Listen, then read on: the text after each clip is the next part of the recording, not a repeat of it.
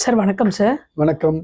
Sir இப்போ வந்து gold rate நடுவுல கொஞ்சம் அப்படியே குறைஞ்சு ஃப்ளாட்டா இருந்தது. இப்போ திரும்பவும் ஜாஸ்தியாக ஆரம்பிச்சிருக்கு. கோல்ட் ரேட் திடீர்னு இப்படி உயர காரணம் என்னங்க சார்? நம்ம ஏற்கனவே கூட டிஸ்கஸ் பண்ணியிருக்கோம். கோல்டு அப்படின்றது அது it will correlate with US dollar. US dollar strong ஆக கரன்சி ஸ்ட்ராங் ஆகான கோல்டு வீக் ஆகும். யூஎஸ் டாலர் வீக் ஆக ஆரம்பிச்சதுனாக்கா கோல்டு ஸ்ட்ரெங்தன் ஆகும். இது வந்து ஒரு டைரக்ட் காரலேஷன். இப்போ நமக்கு யூஎஸ் டாலர் ஏன் ஸ்ட்ராங் ஆகுது, ஏன் வீக் ஆகுது, இதுதான் நமக்கு தெரிய வேண்டிய விஷயம். இப்போ நமக்கு என்ன நடந்துட்டு இருக்கு யூஎஸ்ல? Interest rates are going up. So yields, bond ஈல்ட்ஸை ட்ராக் பண்ணுங்க. ரொம்ப ரொம்ப இம்பார்ட்டன்ட் ஃபேக்டர் அது. Bond yields going up, interest rates ஏற ஆரம்பிச்சுன்னு இருக்கு. ஸோ காஸ்ட் ஆஃப் கேபிட்டல் எல்லாம் இன்க்ரீஸ் ஆகிட்டு இருக்கு. இந்த சூழ்நிலையில அது எந்த அளவுக்கு யூஎஸ்க்கு சாதகமா இருக்கும்ன்றது ஒரு பிரச்சனை. ஏன்னா யூஎஸ்க்கு கடன் அதிகம், கிட்டத்தட்ட $40 ட்ரில்லியன் கடனுக்கு போயிட்டாங்க அவங்க. $40 ட்ரில்லியன் கடன்ல இருந்ததுன்னா ஒரு கண்ட்ரி, அதுக்கான இயர்லி இன்ட்ரெஸ்ட் அதுவே வந்து $1 ட்ரில்லியனுக்கு மேல போகிறது. ஸோ அவங்களுடைய ரெவென்யூல majority is going towards interest cost. இது சஸ்டைனபிள் ஆகாது. ஸோ அவங்க ஏதோ ஒரு விதத்துல டெட்டை குறைச்சே ஆகணும். அது எப்படி பண்ணுவாங்கன்றது டைம் போக தான் நமக்கு தெரியும். ஸோ எப்பெல்லாம் ஒரு கண்ட்ரியோடைய மானிட்டரி பாலிசியும் ஆர் ஃபிசிக்கல் அண்ட் மானிட்டரி சிஸ்டம்ல ஒரு நம்பிக்கையின்மை வந்ததுன்னா அது கோல்டுக்கு பாசிட்டிவ். இன்னைக்கு யூஎஸோடைய ஃபிஸ்கல் சிஸ்டம்லையும் யூஎஸோட மானிட்டரி சிஸ்டம்லையும் நம்பிக்கை குறைய ஆரம்பிச்சிருக்கு. லாஸ்ட் 4 வருஷமா இது நடந்துட்டு இருக்கு. அதனால தான் பார்த்தீங்கன்னாக்கா countries like China, Russia, to an extent India, இவங்கெல்லாம் யூஎஸ் ட்ரெஷரிஸ்ல இன்வெஸ்ட் பண்ண குறைச்சிண்டு கோல்டை இன்வெஸ்ட் பண்ண ஆரம்பிச்சாங்க. So central banks across various countries கோல்டை பை பண்ண ஆரம்பிச்சாங்க. கோல்டு ரிசர்வ்ல பில்ட் பண்றாங்க. இதுக்கு காரணம் யூஎஸ் உடைய பாலிசிஸ் மேல இருக்கிற நம்பிக்கை குறைய ஆரம்பிச்சிருக்கு. அதோட காரலேஷன். அப்ப லாஸ்ட் ஒரு 6 மாசம் ஏன் கோல்டு விழுந்தது அப்படின்னு பார்க்க ஆரம்பிச்சீங்கன்னாக்கா, இந்த ஈரான் வார் ஆர் இந்த ஜியோபொலிட்டிக்கல் கிரைசிஸ் பிரேக் ஆன போது, பிளஸ் அதுக்கு முன்னாடியும் டாரிஃப். ஸோ 1 வருஷம் டாரிஃப், இப்போ லாஸ்ட் 6 மாசமா வந்து வெஸ்ட் ஏஷியா கிரைசிஸ், இந்த ரெண்டுமே வந்த போது ஒரு அன்சர்டனிட்டி பில்ட் ஆச்சு. எனர்ஜி பிரைசஸ் இன்க்ரீஸ் பண்ண ஆரம்பிச்சது. அப்போ எனர்ஜி டிமாண்ட், ஆயில் பிரைசஸ் ஏற ஏற டாலர்ல தான் you have to buy oil. So dollar strong ஆக ஆரம்பிச்சது. ஸோ கோல்டு வீக் ஆச்சு. இது last 6 months. But last 4 years ட்ரெண்டை பார்த்தீங்கன்னாக்கா குளோபல் பாலிசிஸ்ல ஒரு அவநம்பிக்கை. சென்ட்ரல் பேங்க்ஸ் கோல்டு வாங்க ஆரம்பிச்சாங்க. ஏன்னா US dollar as a reserve கரன்சியை ஒரு வெப்பனா யூஸ் பண்ணாங்க. உக்ரைன் வார் ஆரம்பிக்கும் போது அகெயின்ஸ்ட் ரஷ்யா அதை வெப்பனா யூஸ் பண்ணாங்க. மேலும் அதர் கண்ட்ரிஸ் மேலேயும் இந்த வெப்பனைசேஷன் ஆஃப் கரன்சி வரும்ன்ற பயம் ஏற்பட்டதுனால சென்ட்ரல் பேங்க்ஸ் ஸ்லோவா கோல்டு அக்குமுலேட் பண்ண ஆரம்பிச்சாங்க. யூஎஸ் டாலரோட எக்ஸ்போஷரை குறைக்க ஆரம்பிச்சாங்க. இப்ப திரும்பி கோல்டு ஏற ஆரம்பிச்சிருக்கு லாஸ்ட் ஒரு 15 நாளாக 20 நாளா. எதனால அப்படின்னு பாத்தீங்கன்னா, இன்ட்ரெஸ்ட் ரேட் நம்ம சொன்ன மாதிரி பாண்ட் ஈல்ட்ஸ் ஏறுறது யூஎஸ்ல, that's not good for US. So அவங்க பாண்ட் ஈல்ட்ஸை குறைக்க ட்ரை பண்ணுவாங்க. எப்படி குறைக்க ட்ரை பண்ணுவாங்கன்னாக்கா ஈல்ட் கர்வ் மேனேஜ்மெண்ட் அப்படின்னு சொல்லுவாங்க. ஈல்ட் கர்வ் மேனேஜ்மெண்ட்னா என்னன்னாக்கா 1 year bond, 2 year bond, 3 year bond, இப்படி டிஃப்ரெண்ட் டியூரேஷனுக்கான பாண்ட்ஸை யூஎஸ்ல பாரோ பண்றா கவர்மெண்ட். 10 year வரைக்கும், 30 year வரைக்கும். So long end 10 year 30 year உங்களுக்கு மேனேஜ் பண்ணுவாங்க. ரொம்ப ஏறாதபடிக்கு பார்த்துக்கணும் அந்த இடத்துல. That is called as managing the yield curve அப்படின்வாங்க. அண்ட் ஷார்ட் டியூரேஷன்ல பாரோ பண்ணிப்பாங்க. லாங் டியூரேஷனை பாரோ பண்ண ஆரம்பிச்சாக்கா இன்ட்ரெஸ்ட் ரேட்ஸ் ஏறும்.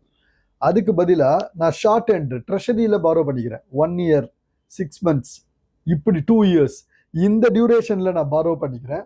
ஸோ அப்போ short end of the curve தான் உங்களுக்கு இது ஈல்டு ஏறும். லாங் எண்டை நான் ப்ரொடெக்ட் பண்ணிக்கிறேன் கண்ட்ரியோட இன்ட்ரெஸ்ட்டுக்கு. ஸோ அப்படி லாங் எண்டை நான் மேனேஜ் பண்ணி கண்ட்ரோல் பண்ணேன்னாக்கா then interest rates, long duration interest rates ரொம்ப ஏறாது. அப்படி ஏறாம இருந்தா that is positive for gold. So இதனால தான் இப்போ லாஸ்ட் 2 weeks பார்த்தீங்கன்னாக்கா ஃபெடரல் ரிசர்வும் சரி, யூஎஸ் கவர்மெண்ட்டும் சரி, கரன்சி மார்க்கெட்டில் பாண்ட் மார்க்கெட்டில் இன்டர்வென்ஷன். என்ன வந்து டிஃபெண்ட் பண்ணுறதுக்கு தே சோல்டு இது euro and they bought yen. இப்போ லாஸ்ட் வீக் திருப்பி வந்து பாண்ட் பைபேக் பண்ண ஆரம்பிச்சாங்க. All these thing is to protect the long end protect பண்ணால் கோல்டுக்கு positive. So gold is started ஸ்டோயிங் ஸ்லோலி சம் ட்ராக்ஷன். சார் இப்போ எனக்கு ஒரு டவுட்டு என்னன்னா, ஆல்ரெடி இந்தியாவில் கோல்டு ரேட் ஹையாக தான் இருக்குது. என்ன ரீசன்னா ருப்பி வந்து யூஎஸ் டாலர் டெப்ரிஷியேட் ஆயிருக்கு. இந்த நாட்டில் யூஎஸோட இன்ட்ரெஸ்ட் ரேட்டும் ஜாஸ்தி ஆகுதும் போது அது இந்தியாக்கான அகெயின்ஸ்டான விஷயம்தான். அப்படிங்கிறப்ப இந்தியாவில் இன்னமும் கோல்டு வந்து பயங்கரமா ஏறுமா? இப்போ 2024 ஒரு பெரிய ரேலி இருந்தது, 25 அப்படின்றப்ப கோல்டு இன்னும் அந்த அளவுக்கு வேகமா விலை உயருமாங்க சார்? அதாவது வேகமா போகுமா? 2024-25 அந்த பீரியட்ல போன மாதிரி கோல்டு போகுமான்னா தெரியாது. But trend is upward. Within the trend there can be ups and downs. பாலிசிக்கு ஏற்ற மாதிரி அது மாறலாம். But trend is upward. ஏன் ட்ரெண்ட் அப்வர்டு அப்படின்னாக்கா, ஒன்று fiscal deficit is very high in US. They have to manage the interest rate. அதுக்கு பேர் ஃபைனான்சியல் ரிப்ரெஷன் அப்படின்னு பேர். அதுக்கு ஃபைனான்சியல் ரிப்ரெஷன்றது எல்லா கண்ட்ரியும் பண்ணுறது தான். என்ன பண்ணுவாங்க? இன்ட்ரெஸ்ட் ரேட்ஸை மேனேஜ் பண்ணணும் லாங் எண்டில். ஸோ டியூரேஷன், ஹை டியூரேஷனில் இருக்கிற இடத்துல by intervening in the bond market they will control the interest rate. இன்ஃப்ளேஷனை ஹையாக வச்சுப்பா. ஸோ இன்ட்ரெஸ்ட் ரேட் கண்ட்ரோல்டாக இருக்குது, இன்ஃப்ளேஷனும் ஹையாக இருக்குது. By keeping the inflation high அவங்க என்ன பண்ணுவாங்க? டெட்டை குறைக்க ட்ரை பண்ணுவாங்க.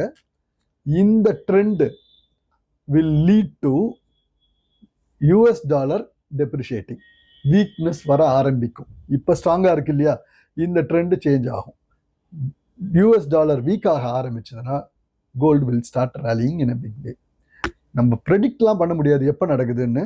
பட் யூஎஸோட பாலிசிஸு, அவங்களுடைய சிக்னல்ஸ் எல்லாம் பார்த்தாக்கா they are going towards financial ரிப்ரெஷன்.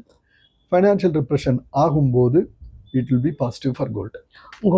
Sir இப்போ வந்து ஆல்ரெடி இப்போ லாஸ்ட் ஒரு 6 monthsல கோல்டு வந்து ஃப்ளாட்டாக இருக்கும்போது எல்லா இண்டஸ்ட்ரி எக்ஸ்பர்ட்டும் சொன்னது என்னன்னா, கோல்டு இனிமேல் பெருசாக மூவ் ஆகாது, ஏன்னா யூஎஸ் இன்ட்ரெஸ்ட் ரேட்டை ஏற்றும் போது அது கோல்டு வந்து இதுவாகிடும் அப்படின்னு சொல்லிக்கிட்டு இருந்தாங்க. இன்னொன்று, இந்தியாவோட ருப்பியுமே டெப்ரிசியேஷன் வந்து அப்ரிசியேஷனுக்கு போகும் அப்படின்னாங்க.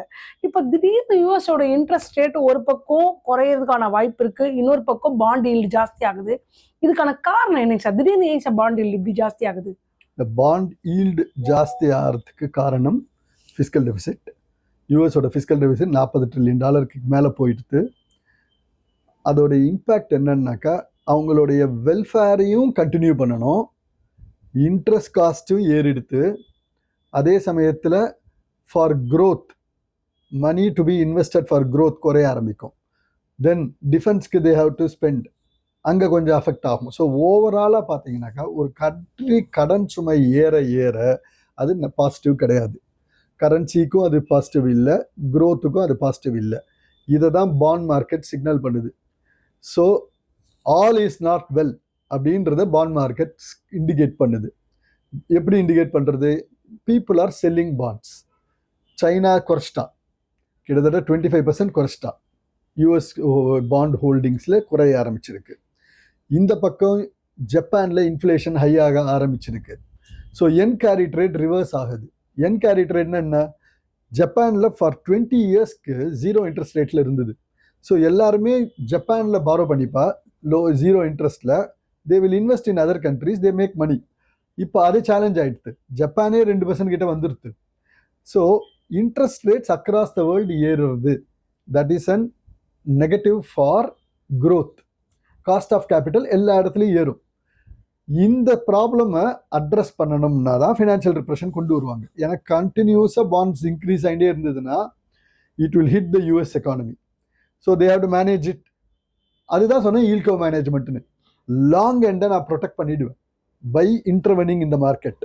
ஸோ நான் பாண்ட் பைபேக்ஸ் பண்ணுவேன், ஏதோ ஒன்று பண்ணிட்டு I will keep the long end under check, but I will keep the interest rates little higher on the short end. ஏன்னா நான் என்னோட பாரோயிங்ஸ் ஃபுல்லாக ஷார்ட் டியூரேஷனில் பண்ணிப்பேன். இது மாதிரி நான் மேனேஜ் பண்ணும்போது ஓரளவுக்கு dollar depreciation, dollar appreciation or strength கொஞ்சம் கண்ட்ரோல் ஆகும். ஃபர்தராக ஸ்ட்ரெங்தன் ஆகாது, இப்படி வச்சுப்போம். ஒரு ஸ்டெப் ஒன் ஃபர்தராக ஸ்ட்ரெங்தன் ஆகக்கூடாது. ரெண்டாவது டு அன் எக்ஸ்டென்ட் அதை டெப்ரிஷியேட் பண்ணுறது. ஸோ டிஎக்ஸ்ஒய்யை ட்ராக் பண்ணினே இருந்தீங்கன்னா உங்களுக்கு புரியும். 99 அது கீழே வர ஆரம்பிச்சிடுதுன்னாக்கா then that's a signal. Now gold is going to go up அப்படின்றதுக்கு அது ஒரு சிக்னல். இது இந்தியாவோட கார்லேட் பண்ணாதீங்க. ஏன்னா கோல்டு வந்து இன்னைக்கு it is kind of replacing US dollar as a reserve currency. இத்தனை வருஷமா, கிட்டத்தட்ட 60 வருஷமா யூஎஸ்டி தான் ரிசர்வ் கரன்சி. இன்னைக்கு யூஎஸ் ஒரு ஸ்டெப் பின்னாடி பார்க்குறாங்க. நான் ரிசர்வ் கரன்சியா இருக்க விரும்பல, யூஎஸ் டாலர். அவங்க என்ன கம்யூனிகேட் பண்றாங்க, இந்த மாதிரி வாரு, இது மாதிரி வந்து டாரிஃப், இந்த மாதிரி மேனுஃபேக்சரிங்கை நான் திருப்பி கொண்டு வர போறேன் யூஎஸ்ல, இந்த மாதிரி பாலிசிஸ் எல்லாம் அவங்க இன்ட்ரடியூஸ் பண்றதுக்கு மூலமா அவங்க கம்யூனிகேட் பண்றது என்னன்னாக்கா, நான் குளோபல் லீடரா இருக்க விரும்பலை, ஹெஜமானிக் லீடர்ஷிப்ல இருந்து நான் ஸ்டெப் பேக் பண்ணிக்கிறேன், வேற யாராவது வரதா இருந்தா வாங்க, வேற யாரும் வரத்துக்கு இல்லை. ஸோ சைனாவோட யுவான் வர முடியுமா? முடியாது. It is a closed economy, opaque country, என்ன நடக்குது டிரான்ஸ்பரன்சியே இல்லை. ஸோ அது ஒரு ரிசர்வ் கரன்சியா வர முடியாது. வேற எந்த கண்ட்ரியோட கரன்சியும் ஸ்ட்ராங்கா இல்லை குளோபலா ட்ரேட் அக்செப்ட் பண்ணிக்கிற அளவுக்கு. அப்ப இருக்கிற ஒன்னே ஒன்று என்னது? கோல்டு. ஸோ கோல்டு என்ன சொல்றது? I will step in, that is a crisis, US dollar is going through a crisis, I will step in, கொஞ்ச நாளைக்கு I will behave as the leader, reserve கரன்சியா நான் இருக்க, let US work towards strengthening. எப்படி பண்ணணும்? அவங்க டெட்டை குறைக்கணும். எப்படி குறைக்க போறாங்க? we have to wait and see. ரீஇண்டஸ்ட்ரியலைசேஷன் ஒரு கான்செப்டை சொல்றாங்க. ரீஇண்டஸ்ட்ரியலைஸ் ஆகிறதுக்கு எத்தனை வருஷம் ஆகும் தெரியாது. 10 years ஆகலாம், 15 years ஆகலாம், நமக்கு தெரியாது. பட் அந்த பீரியட் வரைக்கும் US dollar has to take a back seat, probably gold will take the front seat. அந்த கோல்டு ஃப்ரண்ட் சீட் எடுக்க போறதுனால, அந்த டிரான்சிஷன்ல இருக்கிறதுனால ப்ராபபிளி லாங் டேர்ம் இன்வெஸ்டர்ஸ் கோல்டில் இருக்கலாம். சார், எனக்கு இப்போ 2 கேள்வி வருது. ஒன்று, இந்தியாவோட தங்கத்தை ரிலேட் பண்ணாதீங்க அப்படின்னீங்க. ஆனால் இந்தியா வந்து தங்கத்தை கன்சியூம் பண்ணுற நாடில் முக்கியமான நாடு. ஏன்னா இங்கே வந்து ஜுவல்லரியாகவும் வச்சுருக்காங்க, ரிசர்வாகவும் வச்சுருக்காங்க. அப்படின்றப்ப இந்தியாவில் இருக்கவங்க இப்போ தங்கத்தை வாங்கணுமா வேண்டாமா? ஒன்று. இன்னொன்று, இப்போ கோல்டு தான் இனிமேல் ரிசர்வ் கரன்சியாக மாறப்போகுது அப்படின்னா, இப்போ எந்த நாடுக்கு கோல்டு அதிகமாக வச்சுக்கோ அவங்க தான் லீடராக மாறுவாங்க. அப்போது இது என்ன ஆகும்? எக்கானாமிக்கலாக ரொம்ப பிரச்சனைக்குரிய விஷயமா மாறுமா, இல்ல செட்டில் ஆகுமா? இது நீங்க ரெண்டா பிரிச்சுட்டோம். ஃபர்ஸ்ட் இந்தியா அதை சொல்லிடலாம். இந்தியால கோல்டு வாங்கறதா கூடாதா அப்படின்றதுக்கு கவர்மெண்ட் பாயிண்ட் ஆஃப் வியூல வேற, கவர்மெண்ட் பாயிண்ட் ஆஃப் வியூல வாங்காதன்னு சொல்லுவா. ஏன்னா இந்தியா கோல்டை இம்போர்ட் பண்றோம், லோக்கல்ல கிடையாது. ஸோ இம்போர்ட் பண்றதுனால அது ப்ரெஷர் ஆகுது ஃபாரெக்ஸ் ரிசர்வ்ஸ்ல. அண்டு நம்மளுடைய கரண்ட் அக்கௌண்ட் டெபிசிட் எல்லாத்துலேயும் அது அஃபெக்ட் பண்ணுறது கோல்டு இம்போர்ட். அதனால கவர்மெண்ட் என்ன சொல்கிறாங்க, கோல்டு இம்போர்ட் பண்ண வேணாம், ஸோ கோல்டை குறைச்சிக்கோங்கன்றது அந்த பாயிண்ட் ஆஃப் வியூ. நம்ம ஒரு இண்டிவிஜுவல் இன்வெஸ்டர்ஸாக பார்க்கும்போது கோல்டு இஸ் அன் இன்வெஸ்டபிள் அசெட்டாக ஆயிடுது. இப்போ இல்லை, காலாகாலமாக Indian families have demonstrated by investing in gold constantly. சின்ன ஃபேமிலியாக இருந்தாக்கா ஃபியூ கிராம்ஸில் இன்வெஸ்ட் பண்ணுவா, பெரிய family they will go for tons. But வாங்கிண்டே தான் இருக்கா. அந்த ட்ரெண்ட் சேஞ்ச் ஆகாது. இன்னைக்கு என்ன விலை இருக்கோ இந்த விலையிலையும் கன்சம்ஷன் இருந்துட்டு தான் இருக்கும். ஏன்னா இது வந்து emotional asset, family values build ஆயிருக்கு இது இந்தியாவில். ஸோ இந்தியாவோட கன்சம்ஷனை தடுக்க முடியாது. டு அன் எக்ஸ்டென்ட் இம்போர்ட்டை தடுப்பாங்க. இம்போர்ட்டை தடுத்தா என்ன ரிஸ்க் இருக்குன்னாக்கா, உங்களுக்கு பிளாக் மார்க்கெட்டில் வர ஆரம்பிச்சிடும், அன்அஃபிஷியலாக கோல்டு உள்ள வரும் வேற ரூட்ல. கவர்மெண்ட் அதுக்கு பதிலாக இப்படியே இருந்துட்டு போகலாம். ஸோ கோல்டோட கன்சம்ஷன் ஒரு தியரி என்ன சொல்றது அப்படின்னாக்கா, தேவையில்லாமல் போய் கோல்டு லாக்கரில் உட்காந்துருக்கு இந்தியாவில். நம்ம வந்து 20-25,000 டன்ஸ் வச்சுட்டு இருக்கோம். அது ஃபினான்ஷியல் அசெட்டாக கன்வெர்ட் ஆனால் எக்கானமிக்கு நல்லது. இது ஒரு theory which is not to be criticised. Correct theory தான், அது இல்லைன்னு சொல்லலை. ஆனால் ஃபேமிலிஸோட வெல்த் எஃபெக்ட் அப்படின்னு பார்த்தீங்கன்னு வச்சுக்கோங்க, ஒவ்வொரு ஃபேமிலிக்கும் கான்ஸ்டண்ட்டாக வெல்த் எஃபெக்டை கொடுக்குது. அந்த கோல்டு லாக்கரில் இருக்குது, இல்லைன்னா ஃபேமிலியில் விமன் ப்ரொடெக்ட் பண்ணி வச்சுக்கிறாங்க, ஒரு அவசரத்துக்கு அதை யூஸ் பண்ணுறாங்க, இல்லைன்னா திருப்பி ப்ரிசர்வ் பண்ணுறாங்க, நெக்ஸ்ட் ஜென்ரேஷனுக்கு ட்ரான்ஸ்ஃபர் பண்ணுறாங்க. ஸோ இது ஃபேமிலி வெல்த்து எஃபெக்ட் வெளில தெரியாமல் இருக்குது. It is protecting the families. So அதனால் கோல்டு கண்டினியூ ஆகும் கன்சம்ஷனில். But back to number original issue, இதனால பிரச்சனைகள் வருமா வேர்ல்டுல? கோல்டு ஒரு ரிசர்வ் கரன்சியா வருதுனால பிரச்சனை வருமானா அவசியம் இல்லை. இப்போ அதனால தான் சொல்றேன், எல்லா கண்ட்ரியுமே கொஞ்சம் கொஞ்சமா கோல்டை வாங்க ஆரம்பிச்சிட்டாங்க. சென்ட்ரல் பேங்க்ஸ் ப்ரிப்பேர் ஆறாங்க. சரி, நாம என்ன சொல்றோம்னா, யூஎஸ் டாலர் அப்படியே மொத்தமா வெளில போறது இல்லை, அதுதான் டாமினன்ட் கரன்சியா இருக்க போறது. இப்பயும் நெக்ஸ்ட் 10 வருஷத்துக்கு யூஎஸ்டி தான் டாமினன்ட் கரன்சியா இருக்கும். இன்னைக்கு 100% டாமினண்டா இருக்கிறது ப்ராபபிளி குறையும். 90%, 80%, 70% இப்படி குறையும். அந்த கேப்பை கோல்டு ஃபில்அப் பண்ணும். அப்படின்னா என்ன அர்த்தம்? கண்ட்ரிஸ் இப்போ ட்ரேட் பண்ணும்போது யூஎஸ் டாலர்ல ட்ரேட் பண்றா, அதுக்கு பதிலாக கோல்டுல ட்ரேட் ஆகலாம். அப்ப இனிமே உலகத்தை ஆள போறது தங்கம் தான். அதான் நான் சொல்லல, திருப்பி 100% போகாதீங்க. ஒரு 30%, 20% கோல்டுல ட்ரேட் ஆனாலே அது பெரிய ஷேக் அவுட் தான். That itself is big shake out. But இதை நோக்கி நம்ம போறோம்.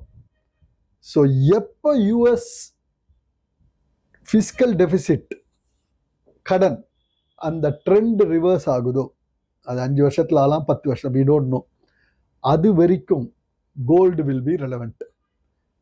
Over a longer period US dollar weak ஆகும். வீக் ஆனாதான் அவங்களால சமாளிக்க முடியும் அவங்களுடைய எக்கானமியை. ஸோ வீக் ஆகும்போது gold will be positive. So invest பண்ணணுமான்னா எஸ், ஆனால் அதுக்கோசரம் மொத்தத்தையும் தூக்கி நான் கோல்டில் போடுறேன், நோ. அசட் அலோகேஷன் வச்சுக்கோங்க. அந்த அசட் அலோகேஷனில் எவ்வளோ இருக்கணும்? 5% நான் கோல்டு வச்சுக்கிட்டுமா, 10%? That's where we have to discuss. அது ஒவ்வொருத்தரோட இண்டிவிஜுவலோட ரிஸ்க் ப்ரொஃபைலை வச்சு பண்ணிக்கலாம். ஓகேங்க sir, thank you very much sir. Thanks allot.